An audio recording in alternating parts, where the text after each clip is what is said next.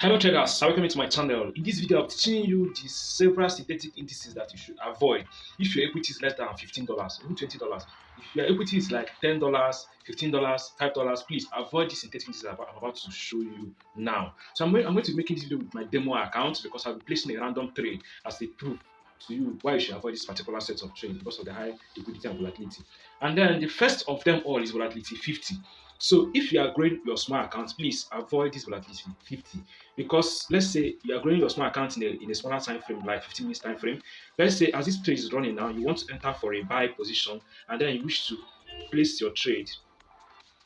You want to take your profit at this particular place and then set your stop loss somewhere here. You understand? So guys, let me go ahead and execute a buying order. In volatility 50, the minimum loss size you can use here is 4. You understand? 4 is minimum loss size. When you try to reduce it like 3, it will show red, which means that you can't execute volatility 50 with 3 as a loss size. So the minimum loss size you can execute in volatility 50 is 4. So let me just hit the 4 and then let me go for the buy. Then I hit the buy button. Now let me set my stop loss. Just touch the line and then drag your stop loss to the place where you want it to be. You can see this is 7. Okay, let me make it a bit tighter. Okay, this is 6. So and then my take profit will be here. And then let me hit the arrow, guys. Let's see how it goes. So one thing I want you to know, guys, is that if this trade happens to come back against us and hit this particular place, we're going to be risking $5, almost $6. So that means if this trade goes against us, we are risking $6, and if it goes for us, we can get up to $10 or more. So one thing about this thing is that you can't make your stop loss be as tight as this place because the market can easily come out and kick you out because the volatility of volatility is so high. So this is the place you can keep it so that you can give your stop loss a breathing space. Now, if you have a $15 account and this thing hits your stop loss, you are down with at least 50% or 45% of your equity. So you now be seeing something like $9 or $10. This can actually affect your emotions while trading. So volatility 50, avoid it while trading synthetic indices if you have a small account. Then the next one now is volatility 100. Volatility 100 is highly volatile, covers several pips within a small period of time. So guys, let's say you want to execute a buying order here, and then the minimum loss size for trading volatility 100 is 0.5. I thought as much. So if you okay guys, let me go ahead for the buying order. Now here we go. This is buying, and then let's set our stop loss. Let me give our stop loss a little breathing space, guys. Where do you think I should keep it? Let me keep it here. So keep my stop loss here. You see, I'm risking $7. This is half of your $15 or quarter of your $20. Do you understand, guys? Then I'll be taking profit somewhere here. If this trade goes against us, we'll be losing $7, almost $8 because it's 7.6. So do you understand? So and it seems it's not even possible to risk such amount of money because this arrow here is not taking the blue sign. So you have to drag it down. Okay, you have to drag it. You can see if you drag it up, so that you can now go ahead and include your stop loss as 8.8. You can modify it with time if the trade keeps going up, then you'll be shifting your stop loss to the place where you want it to be. So that's it, guys. Volatility 100 is not good for small account. If this trade goes against you, your equity is down massively and this can affect your emotions. Then the next one is all the boom and crash, ranging from boom 300 to boom 1000, crash 300 to crash 1000. The one that is more volatile and can kick you out of the market without wasting much of the time is boom 300. Boom 300 wasn't like this before, but of recent it's so volatile and liquidity in it is so high. Let's go for a buy using the minimum loss size 1. Then I'll go for buy, and then let's set our stop loss. Let's set our stop loss. If I set my stop loss to be somewhere here, let me drag it down to be somewhere here. You can see with the minimum loss size $1, you can't even put your equity. Your equity is the stop loss because look at I'm seeing 20 here. So if let me say I want to make it tighter. Okay, let me say I want to make it the whole of the equity, which is $15. That is this place. You understand? And then I want to take profit at this place. That's why some normally fail in forex because they are more interested in money that will make instead of money that they will lose, and which is very, very bad. So if this trade goes against us, we'll be losing $15. And let me show you something, guys.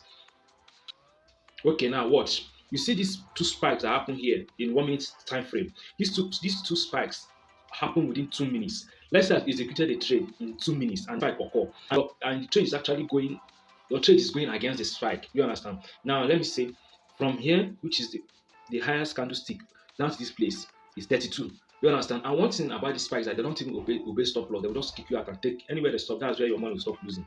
Let's say you put the stop loss to be at 20 and this spike occur, and then that means you're out with more and more. In fact, all of the equity is gone and you'll be owing Deriv. They'll tell you that anytime you pay your money, they'll take the money. That's just it, guys. So, guys, avoid boom and crash, especially boom and crash 300. Then after boom and crash 300, avoid boom and crash 1,000. Then after 1,000 is boom and crash 500. 500 is actually preferable, but it's still not good for small account. Then the next one is step index.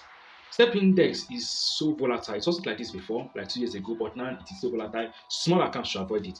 Let's say I want to execute with a minimum loss size of 0.1. At 0.1 is the minimum loss size. Yeah. What should we be going for this trade? Should we be going for the buy or should we be going for the sell? The market is buying. Let's just go for the buy. I hit buy with the minimum loss size. Then let me set my stop loss, guys. Let me tighten the time frame. Let me set my stop loss. Let me say that I want to keep my stop loss somewhere here. I'm already losing $10. Tighten it, we are losing $6. Bring it closer, we are losing $3. Just but the place that this stop loss supposed to be is somewhere here normally. And then your take profit should be somewhere above here. 1:3, 1:4. So then if this trade happens to go against us, we are losing $10. This is your equity, guys. Because stepping this, if you are growing your small account, it's highly volatile. It's made for people with a bigger capital in their equity. Then next one is after step index. In volatility 1S, what you should avoid here is volatility 25 1S, volatility 50 1S, these two 1S, and then volatility 250 1S. So these three 1S are actually so volatile that they are not good for small accounts. Let's say I want to execute a trade here. Now, with the minimum loss size in in volatility 25 1S, we have 0.05. If you reduce it like 0.004, it won't be possible. So 0.005 is the minimum loss size you'll be executing in volatility 25 1S. Now let's go ahead and hit the buying order. Then if I go for the buy, now if I want to set my stop loss, let me modify my time frame to be somewhere. If I want to set my stop loss to be somewhere here at this place, you understand? Then I want to put my take profit to be somewhere here. You can see this is $16. This is the equity itself. This one is not even half of the equity. If the trade goes against you and hit your stop loss, the equity is gone. But if the trade goes for you, you've made it. One thing is that please, you should be more concerned about the money you are going to lose in a particular trade than the money you are going to make in a particular trade. So 25 1S is not good for small accounts. 50 1S is just the same thing as like 25 1S. The minimum loss I can use here is 0.005. And if you execute a buying order and then impute your stop loss to be somewhere here, let's say I'm making it more tighter now, you'll be risking $7. So it's actually not good for small accounts. So that's it, guys. So after volatility 51S, the next 1S you should avoid is volatility 251S. These are the ones that I trade by myself. These are the ones I analyze every day and swing them anytime. So please avoid these particular trades. Then volatility 51S, if you want to execute the trade now, let me say you want to go for a buy. The markets have been selling for long. Let's buy. The minimum loss size just like other 1S. So what to be risking here? The minimum loss size here is 0.005. 0.004 is not possible. 0.005 is the minimum loss I can execute in volatility 251S. Then let me say I go for a buy here now. Then I want to set my stop loss to be somewhere here. Remember that I'm in small minute time frame, like 15 minutes, not even that I'm in a higher time frame. Then I want to set my TP here. So if this trade happens to go against us, half of $15 account or half of $20 account is gone. Do you understand, guys? So small accounts should avoid volatility 251S. All the jumps are actually good for growing a small account.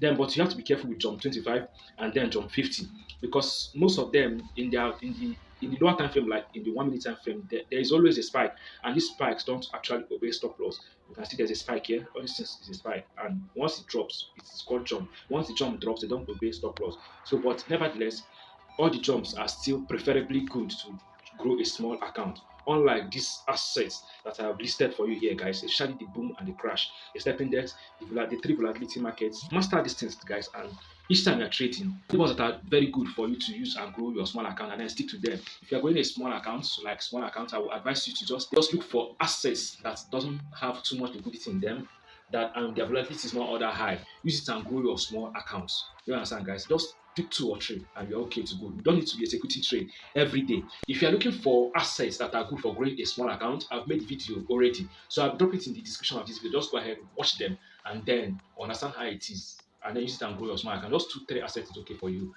Then, so let's check out this 300. You can see that this one is already $15 already. Then if you look at it now, you see that a spike actually occurred, and that's why the market is giving us this massive profit. You understand, guys? Assuming this spike, and this spike didn't take up to 1 minute. Let's check out. This spike happened within 1 to 3 minutes. You understand? And we are in profit. So these things are actually good for flipping account. Let's say this spike was against us. Let me tell you, my guy, your account is gone. Your $15 is gone. But because it is going for us, we are making more money in it. That's one thing about it. If it is giving you profit, it's giving you massively, and if you're losing, you're losing massively. But we are much, as a trader, you should be more interested in the amount of money you're going to lose, unlike the amount you are going to make at a particular time. Okay, guys, let me use this opportunity to advertise my signal group. If you are looking for a place where you can receive your signal, swing signals mainly, they have to come and swing. The signal group are strictly for those who can hold their trade for a long period of time. If you are interested, then you can come and join us with a small amount of money. Then look at, let me share an example of one of our trade volatility, 151s. If you go to the daily time frame, you can see that we have been holding this trade for like how many days now? 1, 2, and we still have more trade to go because this is a trend reversal. We want to catch the support zone at that place. Then look at the second one. If you go to the chart, you see that I call this demand and supply zone somewhere here, and we have been holding this trade down to our TP. One thing about my trades is that before I drop it to those with my signal group, I always tell them at least a few minutes before the time. You can see how I always drop the trade. So if you want to know the outcome of this trade, subscribe to this channel because I'll be posting it in the community. If you want to join my signal group, then join. The link to join my Telegram channel is in the description of this video. From there, you can see my WhatsApp number where you can chat me up. So that is it, guys. If you are new to Deriv broker and want to start trading synthetic indices like all these boom and crash, step index, and the rest of them, the link to open account with Deriv broker is in the description of this video. Video on the best synthetic indices for growing a small account is also in the description. If this video was helpful, I've learned the synthetic indices that is not good for growing a small account. Please do me a favor by liking my video and subscribing to my channel. See you in my next video, guys.